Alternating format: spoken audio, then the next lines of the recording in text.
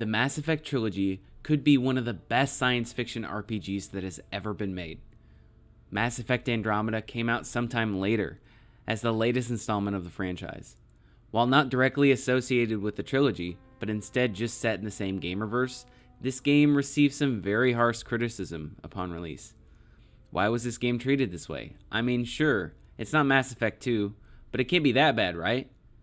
The story follows Sarah or Scott Ryder, depending on who you choose, as they awake from cryogenic sleep aboard the Hyperion in the Andromeda galaxy. See, the plan is for our species, or all of our galaxy species, to migrate to the Andromeda galaxy in the event that the Reapers do win in the Mass Effect trilogy. And so what we're doing is we're looking for these places called Golden Worlds. Turns out that these planets are demolished, destroyed, desolate, uninhabitable planets that there's no point in going to anymore. But it's our job to make sure that we can survive here.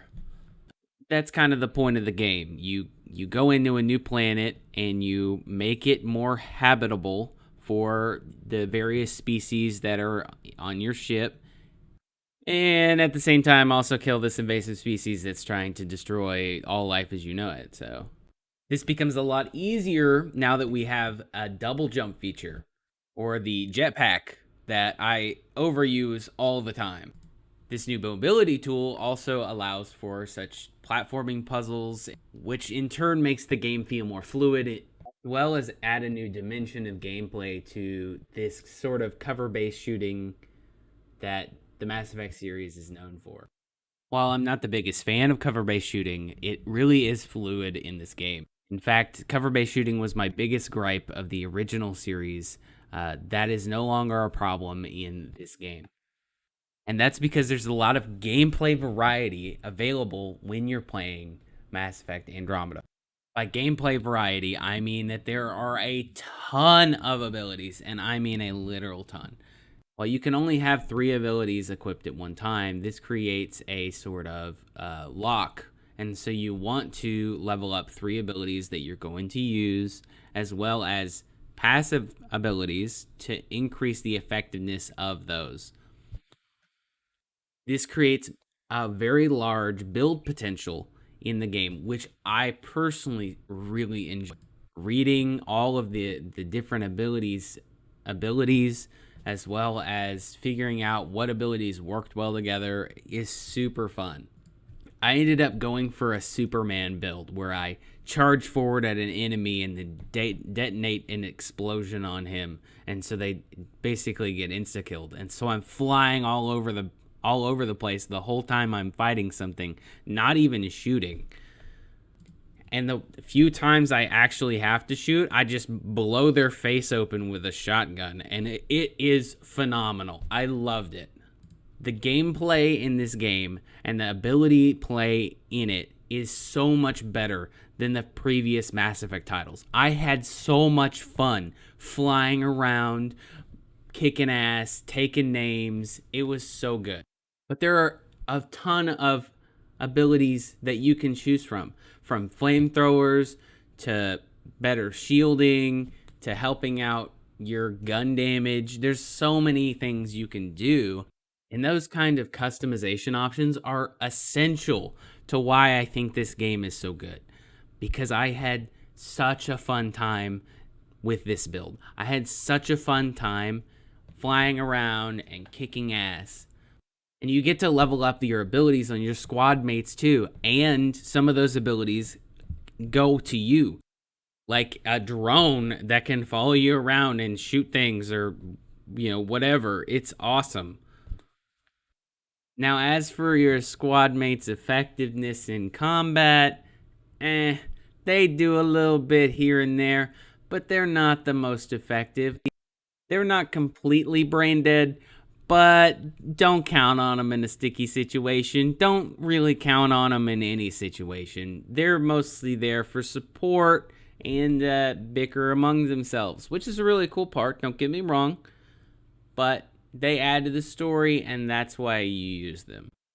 You know what else adds to the story? The setting.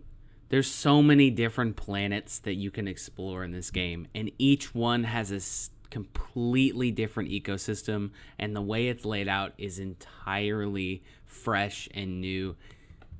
They're so cool. I loved going and exploring the new locations each time I went to a new planet. However, I didn't exactly like going back and forth to the same planet millions of times for just busy work. I mean, honestly, some of the side content really feels like it's just there to make the game seem longer. Uh, for example, the tasks. All of the tasks in the game are completely worthless. They just show up on your minimap all the time, and you feel like you have to do them. I mean, I did them. I didn't want to do them, but I did. And I think that's what really led me to have sort of a content overload, because there's so much information to cipher through in this game that it really ultimately led me to being burnt out.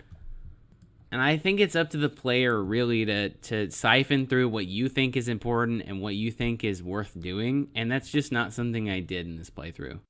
The other thing that really bothered me about this game is how there was no real escalation in the priority of what's going on. I didn't feel like I had any sort of priority to get this done at that moment like I did in the previous titles. And I really feel like that sense of urgency is something that the Mass Effect trilogy did really well, that Mass Effect Andromeda just really missed on. I mean, hell, the moral choices in this game really didn't feel up to the expectations I had from the previous titles. In the previous titles, everything you did really mattered, and you knew it was going to carry on to the next games. And in this one, it just didn't feel the same. I didn't feel like the choices mattered nearly as much. I mean, I'm sure some of them did, and I know that at least one or two choices was important, but really the emotional weight of my choices just didn't really feel heavy on me. And that could be because the mission design felt really open-ended. With so many dialogue options for each character or each interaction, it didn't really feel like you had any concrete way of going about doing things. Instead, it was more along the lines of what you thought as a player in the game as you progressed, and not necessarily what your character thought at that moment, which is cool. I mean, it is a role-playing game. Speaking of it being a role-playing game, the side characters are amazing.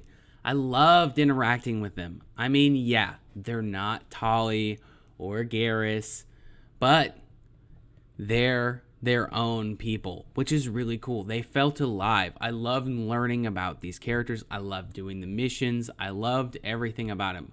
They weren't as fleshed out as I would have liked, but that makes sense. As the Mass Effect trilogy is a trilogy, there are 3 games, and this is only 1 game. And I hope that in the future, we get to see these characters fleshed out more than they already are. That being said, the one they did really dirty was this really one-dimensional antagonist. I mean, he's rough. We learn of his intentions. It's basically just transform everyone into the same species. I mean, it's kind of dumb. Honestly, it just felt a little bland as a character, and I wish that he had a lot more development or something from him to make him feel more villainous. I don't know. I didn't like him. Then, of course, we've got a protagonist, and they're really cool. They're not Captain Shepard, badass, they're more naive, melodramatic, and they're just not Captain Shepard. And I think that's why people initially didn't like them. However, I didn't have a problem with them at all. I liked them a lot. I liked the way they interacted with things. I understand that they're learning, and just like you're learning, you're the player, and it's just they're a good character. I liked them. Now, the main question I asked myself after I've played through an entire game like this: did I have fun? The game obviously has its faults: subpar writing, mediocre fetch quests, and quest burnout. I genuinely enjoyed my playthrough, though. Mass Effect Andromeda is a great game, but it's definitely not the peak of an RPG. I'd still recommend playing it if you're an RPG fan or a Mass Effect fan. If you made it this far into the video, leave a comment down below. I'd love to hear from you. While you're there, why not like and subscribe? Thank you guys for watching. I'm CameronLesan, and I'll see you next time. Peace.